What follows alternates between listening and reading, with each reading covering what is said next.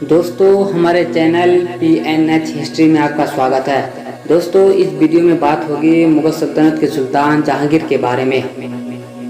दोस्तों मुग़ल सल्तनत हिंदुस्तान की उन सल्तनतों में से एक है जिन्होंने हिंदुस्तान की ज़मीन पर सबसे लंबे वक्त तक हुकूमत की थी। मुग़ल सल्तनत का तरक्की का दौर 1526 से लेकर 1707 तक जाना जाता है। इस पूरे दौर में ज़हीरुद्दीन बाबर से लेकर औरंगजेब आलमगीर तक कुल 6 लोगों ने बादशाहत की थी। और अगर इन 6 बादशाहों में से मुग़ल सल्तनत के किसी बादशाह को सबसे ज़्यादा मस्त और सबसे ज़्यादा अय्याश किस्म का किसी को जाना जाता है तो वह अकबर का बेटा जहांगीर। दोस्तों इस वीडियो में हम बात करेंगे कि मुग़ल सल्तनत के चौथे सुल्तान जहांगीर के बारे में। हम जानने वाले हैं कि जहांगीर कौन था, उसने अपनी पूरी ज़िंदगी कैसे गुजारी। साथ साथ हम ये भी जानेंगे कि आखिर ऐसी क्या वजह थी कि जहांगीर ने अपनी पूरी सल्तनत की बागडोर एक औरत के हाथ में दे दी थी। यानी जहांगीर अपनी बादशाहत के दौर में दिल्ली की गद्दी पर तो जरूर बैठा करता था, पूरी सल्तनत एक औरत चलाया करती थी। आखिर यह औरत कौन थी और जहांगीर ने अपने सल्तनत को इस औरत को क्यों दिया था। तो दोस्तों इस तरह की तमाम चीज़ों के बारे में आज हम इस वीडियो में जानने वाले हैं। जहांगीर मुग़ल सल्तनत के तीसरे सुल्तान यानी जलालुद्दीन अकबर का बेटा था। जहांगीर का जन्म 30 अगस्त 1569 में फतेहपुर सिकरी में हुई थी। जहांगीर के माँ का नाम मरियम उजमानी था। सलीम से पहले अकबर की कोई भी औलाद जीवित नहीं बचती थी, जिसके चलते अकबर ने काफ़ी मिन्नतें बाद में सलीम का जन्म हुआ। जहांगीर को बचपन में सब उन्हें सुल्तान मोहम्मद सलीम कहकर पुकारते थे। आपको बता दें कि मुग़ल बादशाह अकबर ने अपने बेटे का नाम फतेहपुर सिकरी के शेख सलीम चिश्ती के नाम पर उनका नाम रखा था। जब वे 4 साल के थे तब बादशाह अकबर ने उनके लिए अब्दुल रहीम खान ए खाना जैसे विद्वान शिक्षक नियुक्त किया, जिससे जहांगीर इतिहास, अंकगणित, भूगोल, अरबी, फारसी और विज्ञान की शिक्षा ग्रहण की थी, जिसकी वजह से जहांगीर अरबी और फारसी में विद्वान हो गया था। इतिहासकारों के मुताबिक बादशाह अकबर के साथ जहांगीर के रिश्ते अच्छे नहीं थे। जहांगीर ने सत्ता समेत कई कारणों के चलते अपने पिता अकबर के खिलाफ विद्रोह करने की कोशिश की, लेकिन फिर बाद में दोनों बाप बेटों ने आपस में समझौता कर लिया था। हालांकि अकबर की मौत के बाद जहांगीर को मुगल राजगद्दी सौंपा गया था। आपको बताते चले कि अकबर एक इकलौता वारिस होने के कारण और अच्छे से पालन पोषण की वजह से जहांगीर एक बेहद शौकीन और रंगीन मिजाज का इंसान था। कहा जाता है कि अकबर ने मरने से पहले अपने दरबारियों के सामने ये ऐलान कर दिया था कि मेरे मरने के बाद मेरे सल्तनत का अगला सुल्तान सलीम ही होगा। इसलिए 1605 में जैसे ही अकबर की मौत हुई तो उसके बाद 1605 में ही सलीम मुग़ल सल्तनत के तख्त पर बैठ गया था। सलीम ने जैसे ही मुग़ल सल्तनत के तख्त को संभाला तो उसने अपना नाम जहांगीर रख लिया और इसी नाम से ही वह हिस्ट्री में हमेशा हमेशा के लिए मशहूर हो गया। जहांगीर ने हिंदुस्तान पर 22 साल हुकूमत की। कहा जाता है कि यह 22 साल हिंदुस्तान में रहने वाले लोगों के लिए बहुत ही अमन और चैन से गुजरे थे। लेकिन दोस्तों हैरानी की बात तो ये है कि इन 22 सालों में जहांगीर ने शुरू के कुछ सालों में ही हुकूमत की, वरना बचे हुए बाकी सालों में जहांगीर नाम के लिए बादशाह रहा था। पूरी सल्तनत को उसकी एक बीबी जिसका नाम नूरजहां था वो संभाला करती थी और सल्तनत का हर हुक्म, अच्छा और बुरा हुक्म जारी किया करती थी। नूरजहां जहांगीर से शादी करने से पहले एक विधवा औरत थी, जिसे जहांगीर ने 1611 में शादी की थी। कहा जाता है कि जहांगीर को इससे हद से ज़्यादा मोहब्बत हो गई थी, जिसकी वजह से जहांगीर नूरजहां के हर फैसले को मानने के लिए हमेशा तैयार रहता था। लेकिन दोस्तों अब सवाल यह है कि हिंदुस्तान की सबसे बड़े सुल्तान यानी जहांगीर ने एक विधवा औरत से शादी क्यों की थी। आखिर नूरजहां में ऐसी क्या खास बात थी कि जहांगीर उससे हद से ज़्यादा मोहब्बत क्या करता था। दोस्तों जहांगीर और नूरजहां की शादी को लेकर इतिहासकार 2 अलग अलग कहानियाँ सुनाते आए हैं।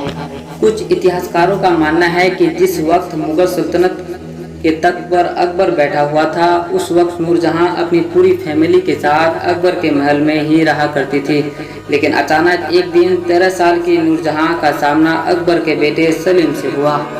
सलीम को नूरजहां को देखते ही इश्क हो गया था, लेकिन जब सलीम के वालिद अकबर को जब इस बात की खबर लगी कि मेरे बेटे जहांगीर को नूरजहां से इश्क हो गया है तो अकबर को ये डर सताने लगा था कि ऐसा तो नहीं कि नूरजहां का वालिद अपनी बेटी का सहारा लेकर मेरे सल्तनत के खिलाफ बगावत करने के मूड में है।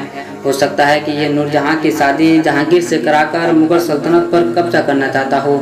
इसी डर से अकबर ने नूरजहां के पिता के ऊपर जोर डालकर नूरजहां की शादी अपने एक ईरानी कमांडर जिसका नाम शेर अकबर था उससे करा दी थी। शेर अकबर से नूरजहां की शादी कराने के बाद अकबर ने नूरजहां और शेर अकबर दोनों को बंगाल की रियासत देकर बंगाल की तरफ रवाना कर दिया। शेर अकबर नूरजहां के साथ सुकून से रहने लगा। शेर अकबर और नूरजहां की एक बेटी भी थी जिसका नाम लाडी बेगम रखा गया था।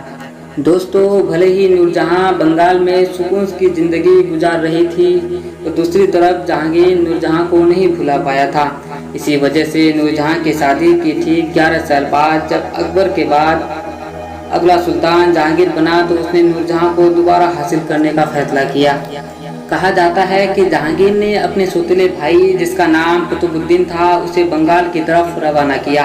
कुतुबुद्दीन ने बंगाल जाकर शेर अफगन से ये कहा कि तुम अपनी बादशाह की इज्जत और मोहब्बत के लिए अपनी बीवी को तलाक दे दो, क्योंकि बादशाह जहांगीर उससे शादी करना चाहता है। जहांगीर के भाई की बात सुनकर शेर अफगन गुस्से से लाल हो गया। उसने गुस्से से तलवार निकाली और कुतुबुद्दीन को मार दिया। फिर कुतुबुद्दीन के सिपाहियों ने शेर अफगन को वहीं पर ढेर कर दिया और उसके बाद नूरजहां को कैदी बनाकर आगरा के शाही महल में लाया गया था।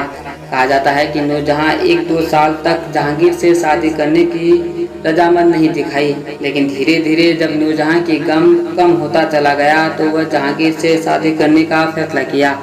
इसके बाद वह जहांगीर की सबसे प्यारी बीवी बन गई थी।